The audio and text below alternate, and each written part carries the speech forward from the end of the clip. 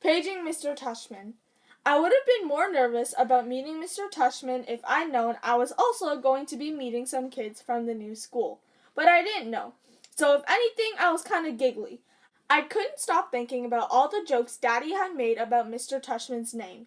So when me and Mom arrived at Beecher Prep a few weeks before the start of school, and I saw Mr. Tushman standing there waiting for us at the entrance, I started giggling right away. He didn't look at all like what I pictured, though. I guess I thought he would have a huge butt, but he didn't. In fact, he was a pretty normal guy, tall and thin, old but not really old. He seemed nice. He shook my mom's hand first. "Hi, Mr. Tushman. It's so nice to see you again," said Mom. "This is my son, August." Mr. Tushman looked right at me and smiled and nodded. He put his hand out for me to shake. "Hi, August," he said totally normally. "It's a pleasure to meet you." "Hi," I mumbled, dropping my hand into his hand while I looked down at his feet. He was wearing red Adidas. "So," he said, kneeling down in front of me so I couldn't look at his sneakers, but I had to look at his face. "Your mom and dad have told me a lot about you." "Like what have they told you?" I asked. "Sorry?"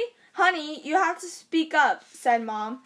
"Like what?" I asked, trying not to mumble. "Admit, I have a bad habit of mumbling." "Well, that you like to read," said Mr. Tushman, "and that you're a great artist." He had blue eyes with white eyelashes. "And you're into science, right?"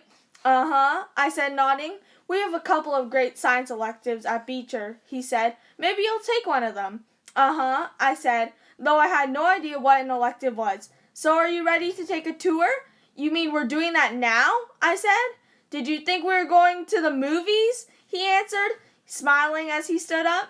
"You didn't tell me we were taking a tour," I said to Mom in my accusing voice. "Augie," she started to say. "It'll be fine, August," said Mr. Tushman, holding his hand out to me. "I promise." I think he wanted me to take his hand, but I took Mom's instead. He smiled and started walking toward the entrance. Mommy gave my hand a little squeeze, though I don't know if it was an I love you squeeze or an I'm sorry squeeze. Probably a little of both.